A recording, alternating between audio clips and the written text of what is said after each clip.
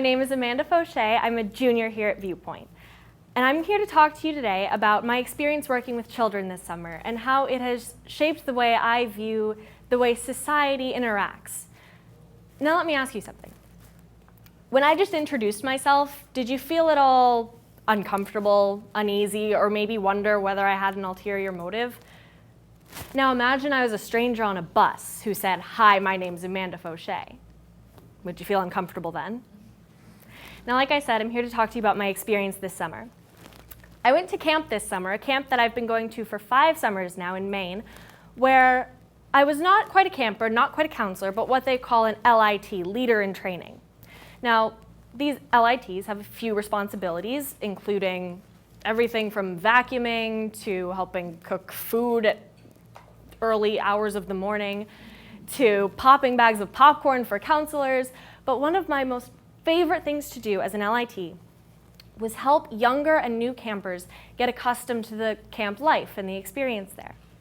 So we were told to go out and find those kids that had the sort of deer in the headlights look and didn't quite know what camp was going to be like, and we were supposed to introduce ourselves, just like I did to you a few minutes ago.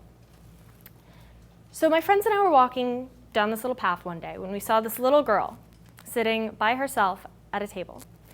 She had this bright red hair, freckles all over her face, and she looked so confused and lonely, and so we decided this was a perfect opportunity to start our LIT training and get to know a new friend. But I didn't quite know what to say. How do you just walk up to someone and introduce yourself and make them like you? It's such a foreign concept.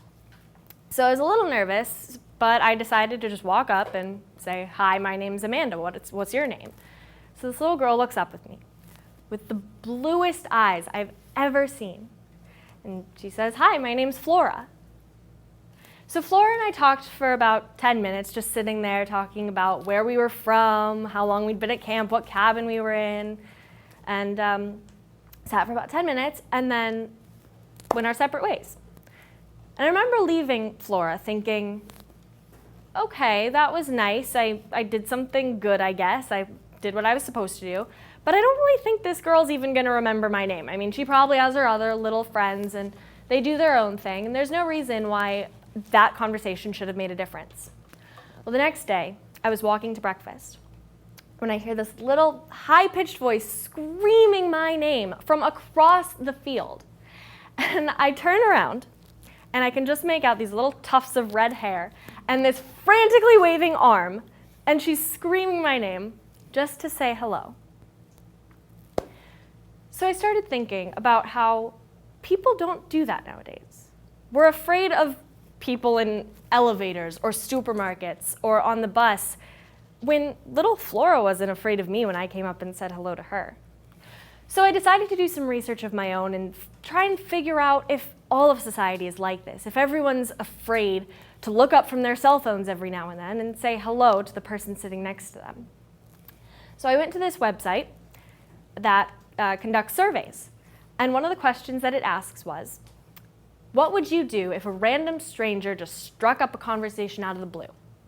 Well, there were about 20 answers from people just like me surfing the web, and about every single one of them said something along the lines of, put in your headphones, grab the nearest book or newspaper, only answer with one-word sentences to try to drive the conversation to an end, and most importantly, don't look them in the eyes because then they might get the idea that you're interested in them. So it kind of made me wonder, why don't we like people thinking we are interested in them? Is it because we only talk through textual communication now? Because we have to have music streaming through our ears? I believe that there is great power in the word hello. And there are an infinite number of connections that can be made. Connections that we avoid making because we're constantly staring down at the pavement as we walk down the street. Now, you might not want to say hello to every stranger you meet, but is it so wrong to just smile? Another thing that we did at this LIT summer program was we had a seminar that we had to go to. And the leader of this seminar had an idea that has stuck with me ever since. He said, when you first meet a child, they put every ounce of their trust into you. But if you lose that trust, you lose it forever. This trust is why we can tell kids things like shots at the doctor's office don't hurt and everything's going to be okay. We can tell kids this, yet we can't even smile at people anymore. So I urge you today to go out into the world and look through the eyes of the child. Look through the eyes of little Flora on her first day of camp, meeting some older kids for the first time, and finally feeling excited that someone has said hello to her. I urge you today to go out and find the power of hello. Thank you.